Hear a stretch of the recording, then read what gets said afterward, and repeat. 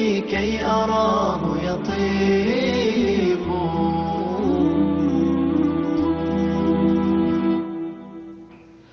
بسم الله الرحمن الرحيم. الحمد لله رب العالمين، والصلاة والسلام على أشرف الأنبياء والمرسلين نبينا محمد وعلى آله وصحبه أجمعين. Chers frères, chères sœurs, assalamu alaikum wa rahmatullahi wa barakatuh et bienvenue à tous dans ce nouvel épisode, ce cours, la continuité des cours sur Al-Iman bil-Yawm al-Akhir, la croyance au jour dernier. Et dans ce cheminement des étapes qui vont suivre après l'intercession, la grande intercession du prophète alayhi salatu wassalam, que nous avons vu, qui a intercédé pour les créatures, l'ensemble des créatures des premières générations, rassemblés de Adam jusqu'aux dernières générations, tous rassemblés au même endroit pour une durée de 50 000 ans. Une durée de 50 000 ans. Et les gens dans une détresse énorme, comme nous avons vu cela dans la grande intercession, les gens qui attendent qui peut intercéder pour eux afin de pouvoir être jugés, afin de pouvoir être jugés. Et celui qui a intercédé, c'est le messager d'Allah, Muhammad alayhi salatu wassalam, en faveur de sa communauté, afin de les sortir de cette détresse énorme, éprouvante. Et comme nous avons pu le citer, les gens ont attendu nus, incirconcis, dénudés, tous au même endroit et assoiffés, d'une énorme soif. Et je ne sais pas si certains parmi nous ont pu ressentir cela dans ce bas monde, le fait d'être assoiffé.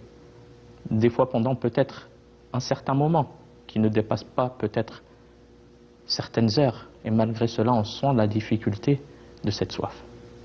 Alors qu'est-ce que c'en est d'une journée qui équivaut à 50 000 ans et le soleil rapproché d'1 000, comme il a été cité dans le hadith du prophète alayhi salatu wassalam, rapproché, et les gens qui sont baignés dans leur sueur en fonction de leurs actions. Donc le soleil rapproché, cette sueur qui atteint pour certaines personnes les chevilles, pour certaines personnes la gorge, et pour certaines personnes ils sont noyés dans leur sueur. Donc il y a une étape aussi importante qui vient avant les comptes et la rétribution, c'est le bassin Hawd al-Nabi alayhi salatu wassalam, le bassin du prophète alayhi salatu wassalam, où les gens de sa communauté viendront se désaltérer de cette grande soif, les gens très assoiffés. Donc ils viendront, les musulmans, se désaltérer au bassin du prophète alayhi salatu wassalam.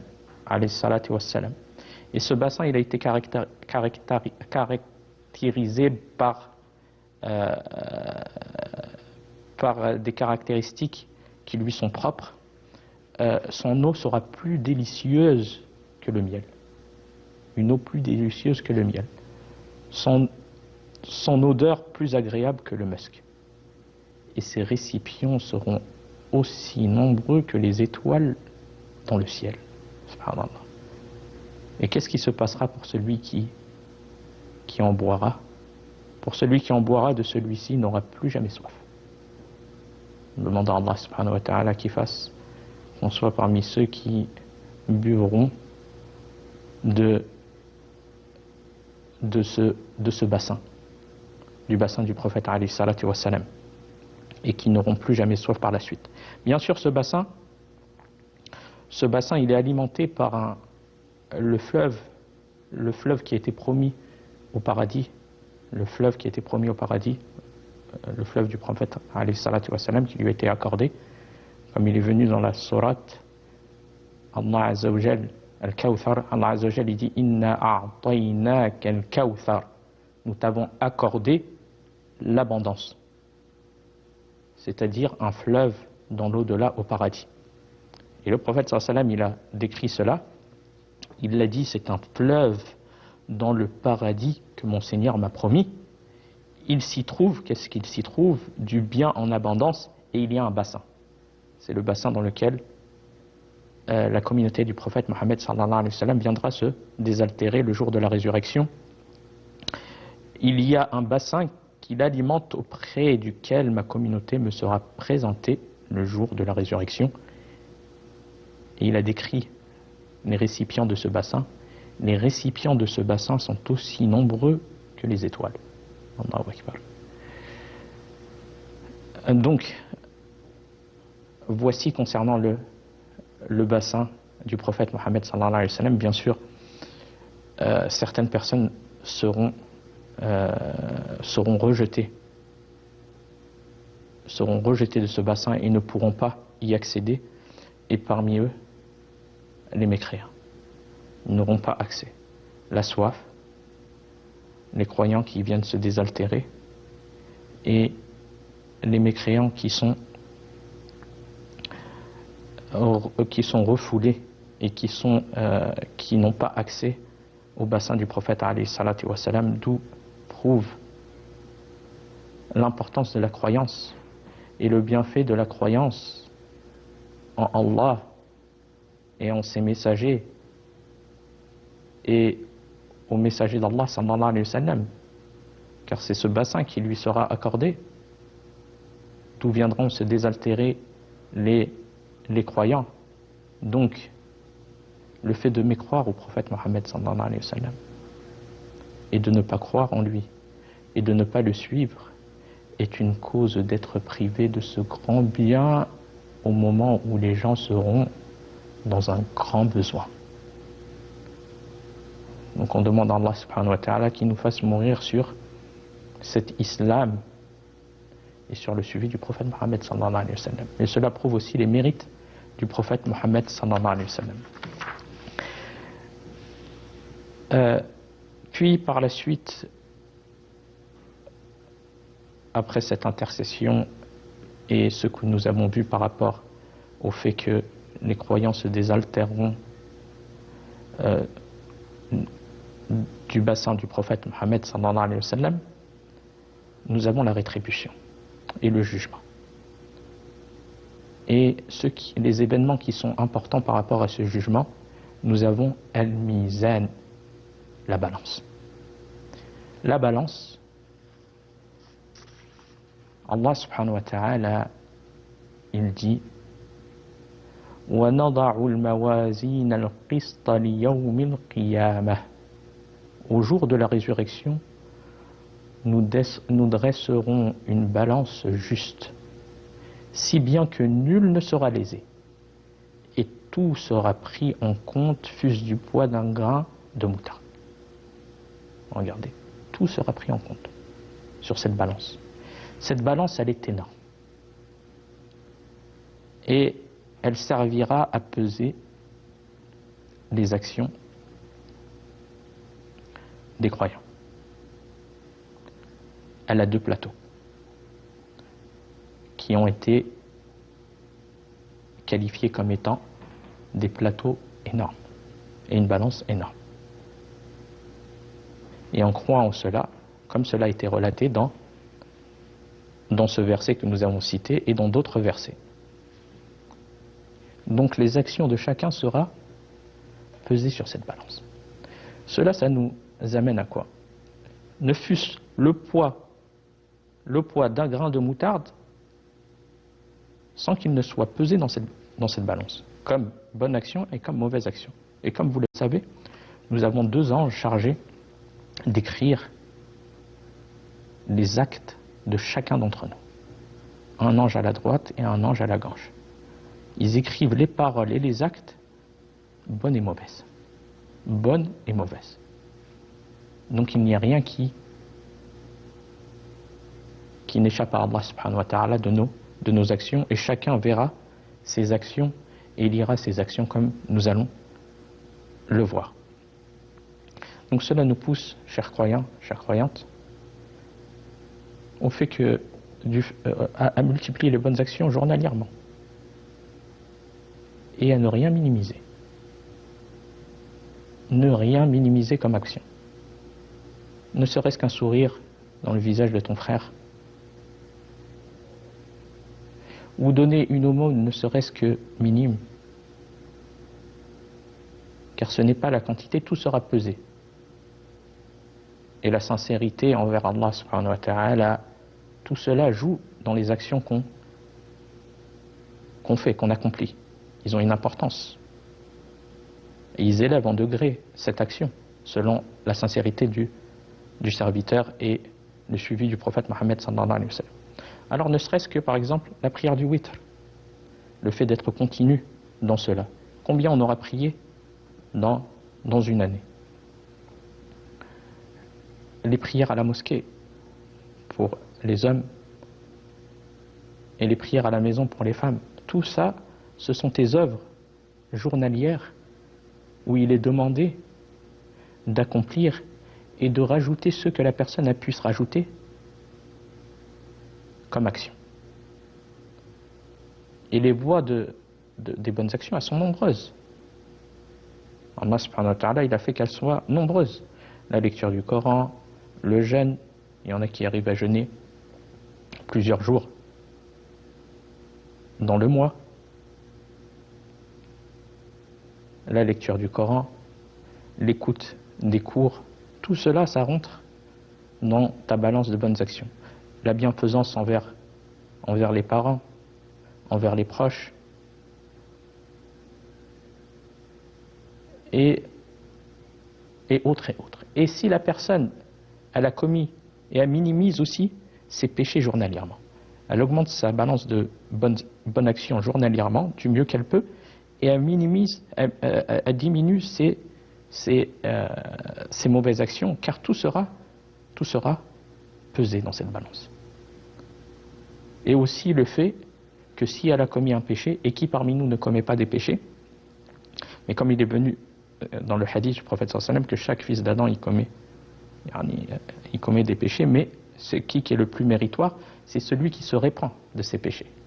Donc on a la porte du repentir qui nous est ouverte du fait des péchés que nous commettons, et aussi certaines actions qui effacent les mauvaises. Allah subhanahu wa ta'ala il dit concernant le repentir, si on a commis des péchés quelconques, Allah il dit قُلْ يَا عِبَادِيَ الَّذِينَ أَسْرَفُوا عَلَى أَنفُسِهِمْ لَا تَقْنَطُوا مِنْ رَحْمَةِ اللَّهِ إِنَّ اللَّهَ يَغْفِرُ الذُّنُوبَ جَمِيعًا إِنَّهُ هُوَ الْغَفُورُ الرَّحِيمُ.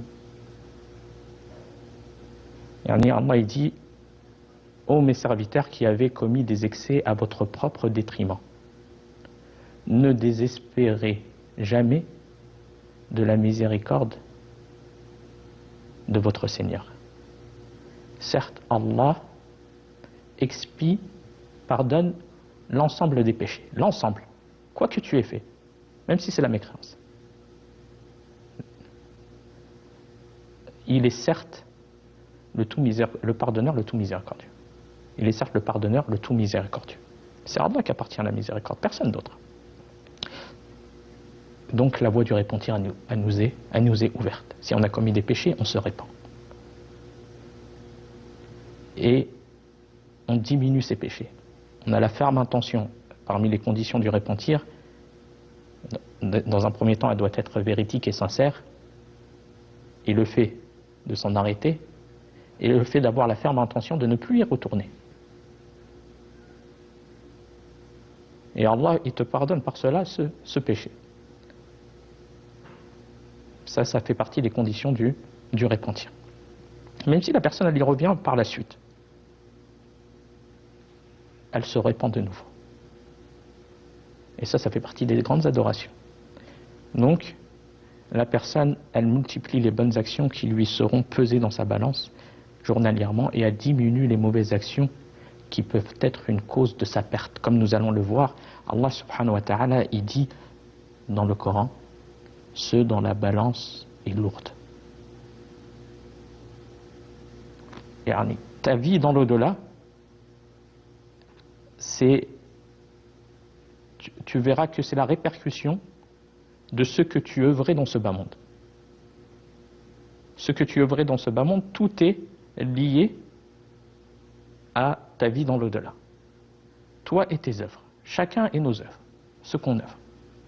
Allah, il dit ceux dont la balance est lourde. C'est-à-dire ceux dont les bonnes actions l'emporteront sur leurs péchés. Car les péchés sont pesés et les bonnes actions sont pesées. Quelle est la voie de ces personnes-là?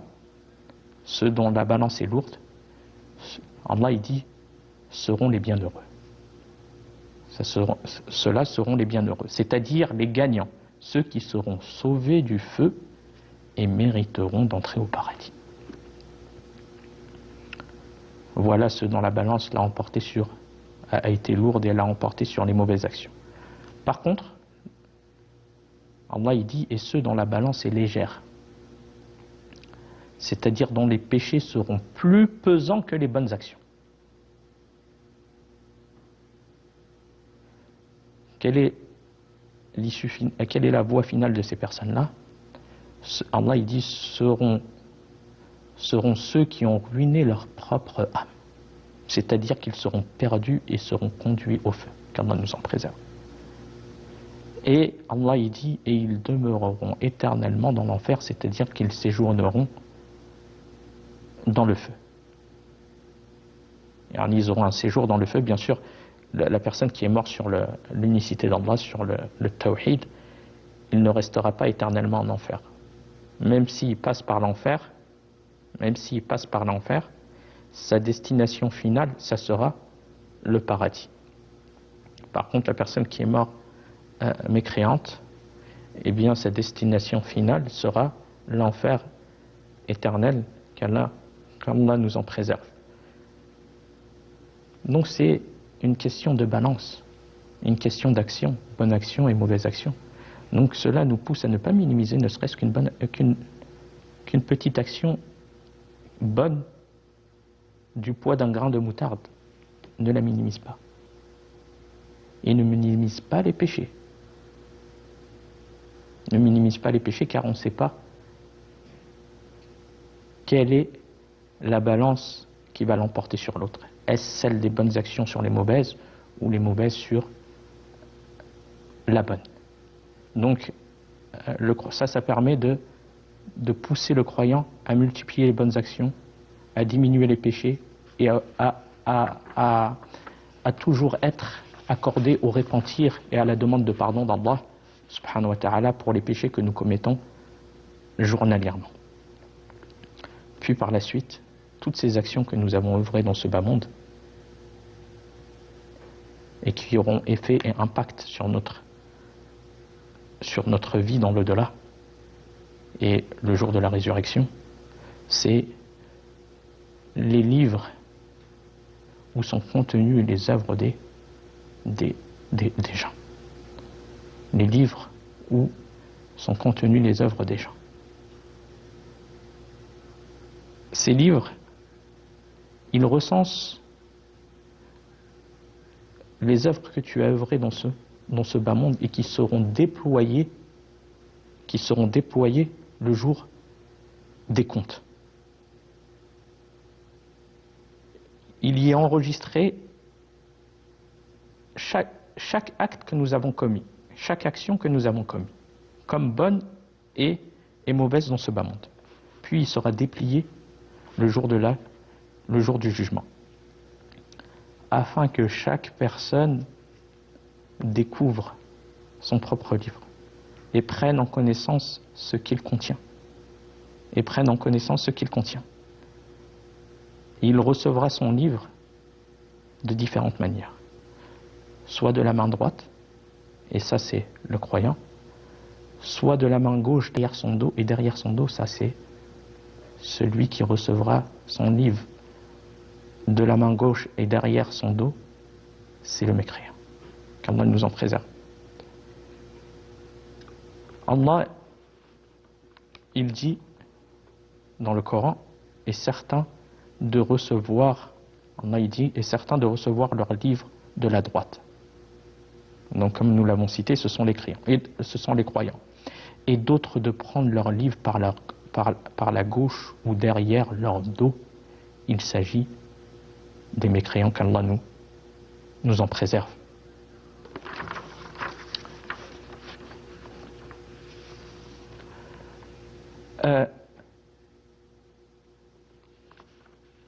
Bien sûr, Cheikh As-Saadi, rahimahullah, il dit que le fait que la personne reçoive son livre de la main gauche et derrière son dos, comme il a été cité dans le verset, il n'est pas contradictoire. Il reçoit de la main gauche et derrière son dos. C'est ça qui, par humiliation pour lui. C'est une humiliation de recevoir son livre de la main gauche et derrière son dos. Et non pas de la main droite et devant lui. Donc c'est une humiliation pour eux, qu'Allah nous en préserve. Et Allah subhanahu wa ta'ala, il dit, et on suivra cela dans le prochain cours, bi'idnillahi ta'ala, et au cou de chaque homme, Allah il dit, et au cou de chaque homme, nous avons attaché son œuvre. Son œuvre est avec lui. Yani indissociable, accordé à lui. Et nous verrons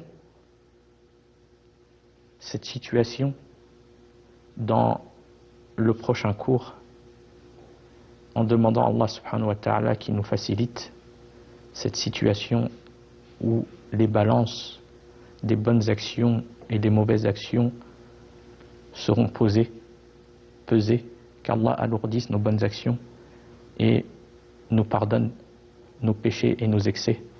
Wa fil khitam, hadha wallahu a'lam. وصلى الله على نبينا محمد والسلام عليكم ورحمة الله وبركاته. تطيب نسعد قلوبا بالهداية والتقى ونرطرق